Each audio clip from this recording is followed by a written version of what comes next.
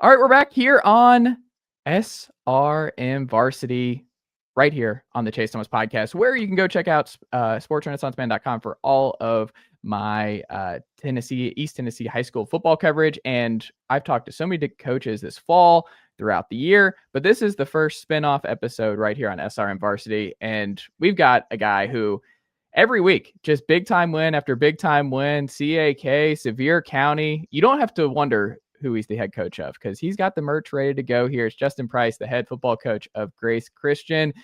Justin, good evening, sir. How are you? Doing good, man. I appreciate you having us on this evening. So I know we're here taping this on a Tuesday night. Two back-to-back just big time wins. Do you get to kind of breathe a sigh of relief here? I know you got a couple more games here before the playoff starts, but can you breathe a little bit after what you had on the calendar these last 2 weeks?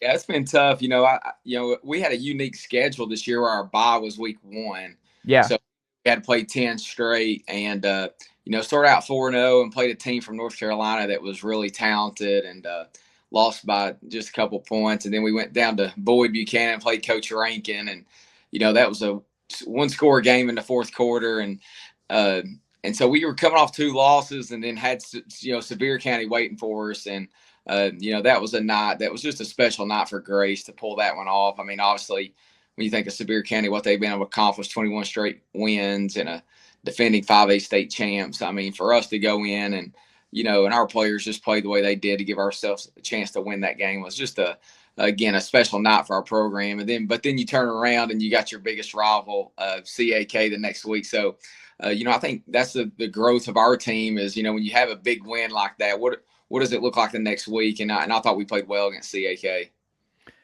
Sevier County, it feels like forever ago, right? Like it's just week to week where you're like, that was just, I just played CAK. And like you said, the rivalry, and you just have to keep and playing 10 straight. I'm sure it's just like it's just a blitz, just to know that you're not getting that bye to kind of breathe a little bit here with just the wonkiness of the schedule. But Sevier County it's just a big win. 21 straight games.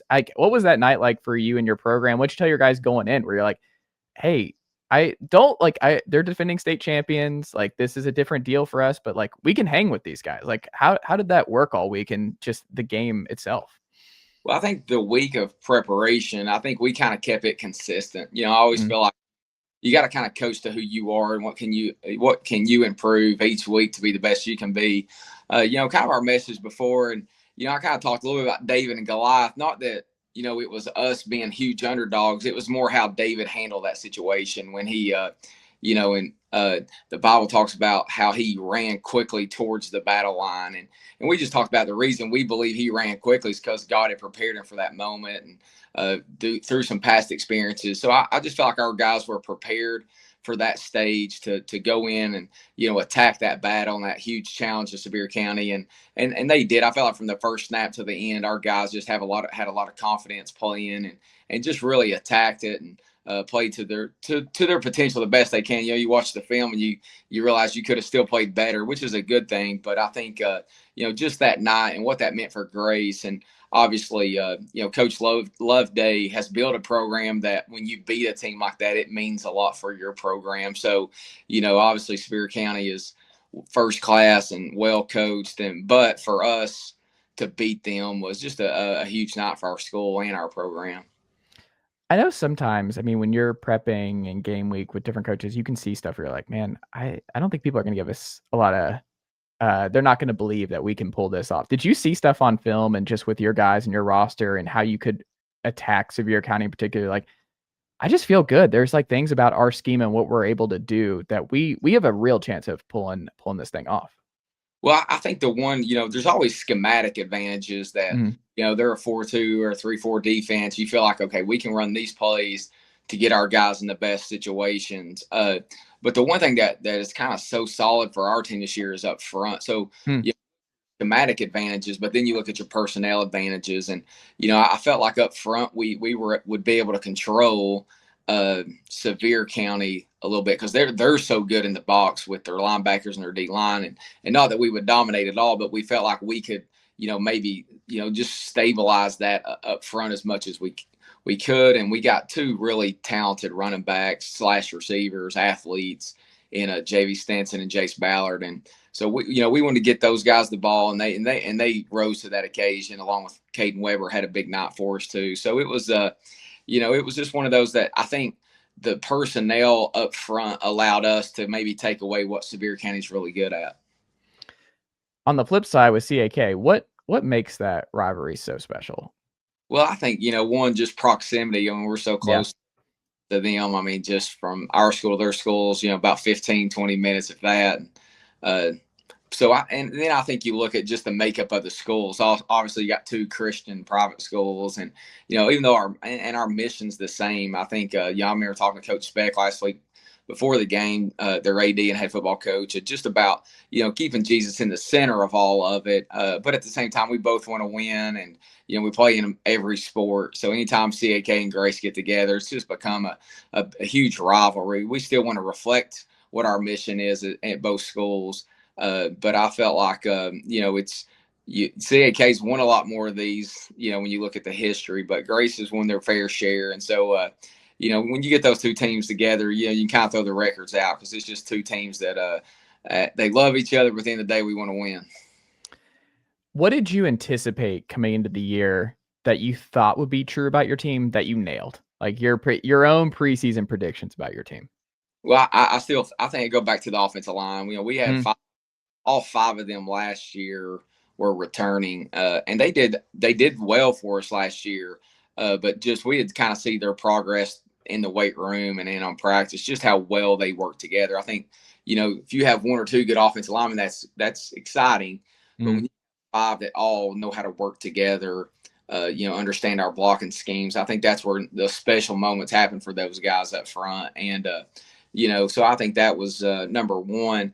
Number two was we were coming in with Terrion Thomas returning, who the football semifinals last year had 1,000 yards rush and 1,000 yards receiving, which is hard to do on any level of football, NFL all the way down. And he got hurt right in our preseason scrimmages, so we found out he was going to be out for the year, which was it was heavy for our team and our players and our program. But so to kind of see these other skill guys just kind of fill some voids that we thought we would have with Terrion being out, it's been fun to watch. Yeah, you just you don't know, right? It's kind of scary. You're like, I think I have a good read on my team and my culture and everything else, but you lose Terrion, you're like, I just don't know. You're kind of wondering. You got to see, you believe those guys can step up, but it's one of those things. It actually has to happen.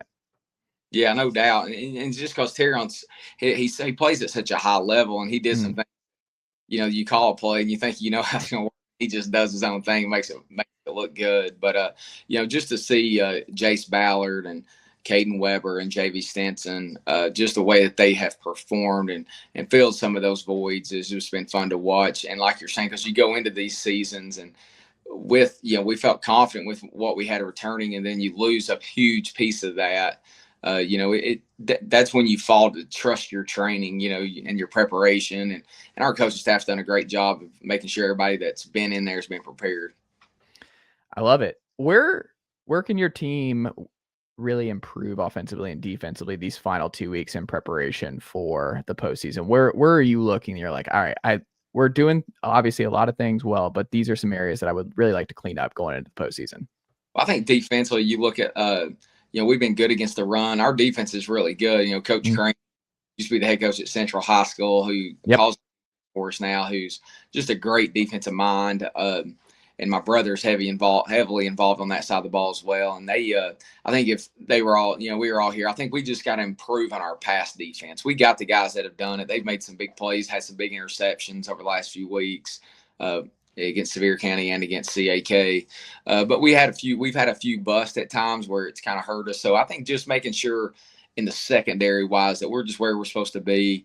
And we got the guys to do it. We trust them. We believe in those guys. And, playing the secondary is hard. We talk about often, maybe the hardest position to play in football because, if you make a mistake, everybody knows about it. So those guys have made some good plays, but we also want to just continue as we get in the playoffs and you face teams that can throw it around. You want to be prepared for it. And then I think offensively, just continue to improve in the passing game. I mean, last year with Weston Edmondson, who's now playing at ETSU, was, leading the state in passing yards pretty much the season. And we had, again, Terrion with him last year. And And we've had our initial starting quarterback, Tracy Derry, also got hurt. And Cooper Brame is just a sophomore. He's come in and managed it so well, make really good decisions and put us in good spots. But, I think as good as our offensive line is and our running game has been, you're going to face these teams that maybe stack the box on you and force you to throw it even more. And I think we can do it. That's kind of actually who we really are at heart as an offense, is to throw the football. So we just got to make sure that our timing and our accuracy is where it needs to be moving forward. What makes Jace such a special player? I think what just stands out when you first see him, if you see him in person, stand on film, is his acceleration. Obviously, his top end speed is phenomenal, but how fast he gets there, it's impressive. Just being in the area and coaching high school around here for a while, you've seen some elite speed and kids like that, and Jace should be in that conversation. I mean, he's once he gets the football, it's his acceleration just pops off the film. It pops when you see him in person. But I think what he takes that acceleration with some toughness. The way he runs the football. If you don't wrap up, he'll just run through you. And so I think it's not just all speed. It's speed and toughness and physicality that makes Jay special. And then when you take that with his ability to catch a football and his body control when the ball's in the air to adjust and accelerate and go catch it, it's man, he's just made some incredible plays this year that are, even as a coach, you sit back and sometimes we're just like, wow, man, I can't believe he made that play. And, just his skill set's phenomenal. What's been your favorite part about building this Grace program? Well, I think, when you take over a program that maybe not has won as many games as they would like to, to shift that to create a vision that you want for the program, it just takes so many people. Obviously, you start within your walls of the football where you have your coaching staff, your players, your support staff.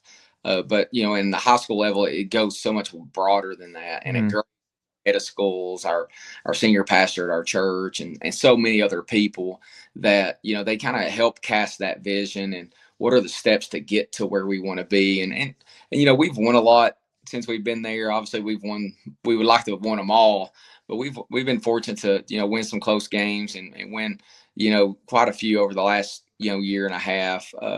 But still, as a program building and to make this thing sustainable, we're still in its infant stages. And so we just got to continue the vision that we've kind of cast for us is how do we continue to get there? And again, it takes so many people. Obviously, the day-to-day, a lot of that's within our walls of the football program. But when you look at it over months and a year, it's so much bigger than that. And the people at Grace have been so supportive and understanding what it takes to build a sustainable, successful program. And then just the players that we have, the way that they've bought into our staff and our vision that we do have, and just the work ethic that they come with every day, and the confidence they play with. They're a fun bunch to watch. I think they feel like they're gonna win every time they go out there. Final football question for you, Justin. What, one of the things I'm always curious about, because you're like, for all the fans who are, they're in the stands or cheering on, like they're not watching the all 22 of Grace Rams football. I am curious, from someone obviously is locked in on the all 22 and you're seeing the film of your guys, who are the unsung heroes? Because everyone knows Chase Ballard, but who are the guys that you've seen that you're like, man, they just do really good stuff for us week in, week out? They're just kind of like those unsung tape heroes. They do the stuff that's not going to pop on the stat sheet, but it's something you watch them, you're like, man, we're really fortunate to have these guys. I think on offense, I think you kind of look at Caden Weber, who's a receiver for us. Last year had about 600 yards receiving and several touchdowns. This year, his receiving yards and touchdowns are down, but if you've watched him block on the perimeter for Jace, it's been impressive. Just the way he finishes blocks, and a lot of times that springs Jace into that third level, and then once he gets in there, he's gone. And he's not the only receiver, but I feel like for him to kind of where he caught so many yards for last year and this year, the stats aren't there. I think those plays he's made, blocking and doing some little things like that, it's just been fun to watch. And then defensively, obviously, we've got some talented defensive linemen, but a couple of our defensive ends, Isaac Solomon and Micah Royster, just the effort that they play with, their ability to kind of, contain or get after put a little pressure on the quarterback has been it's been fun to watch. And when you watch them on film, you realize it even more that those guys they just play with relentless effort every single snap, and it that a lot of times that allows the Jackson Coffee, who's our middle linebacker, who's a phenomenal kid, all state guy, to play at the level he does, just because those D linemen are taking blockers and controlling their gaps, and just playing with so much good effort. I love it. Can I ask you a couple non-football questions, Justin? Sure. I'm curious. Okay, first one. What would Grace Christian football fans be most surprised to learn about Justin Price? Something about you that doesn't feel like, hey, that doesn't scream head football coach of the Grace Rams. Well, I think the one that a lot of people are confused about, but and a lot of people do know this already, is I am the head coach, but I go to the press box during the games.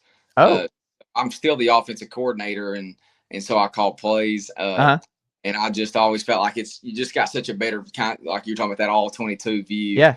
On a Friday night, there's no better view than being up in the press box. So, a lot of times you come to a Grace game, you see I have a twin brother on the sideline, just alike. So, I think a lot of people confuse me for Matt, but at the end of if it's a Grace game, the head coach is actually up in the press box. So have you used this to your advantage? Like if you get on official or anything, like that's not me. That's not me. You and your brother can switch it up. Like there's a lot of just twin magic there you could pull off. Is that something that you've pulled off in the past, Justin? Well, yeah. I mean, I think sometimes the refs, they gotten to know Matt and I a lot, so they know I'm in the press box. But the unfortunate thing, if our staff gets a personal foul or unsportsmanlike, they put my name next to it. So if we get two, I'm ejected whether I'm in the press box or not. That's interesting. You've got to be the only guy I know who is a head football coach who's in the press box during games. I don't know. Do you know of anyone else here in East Tennessee that does this?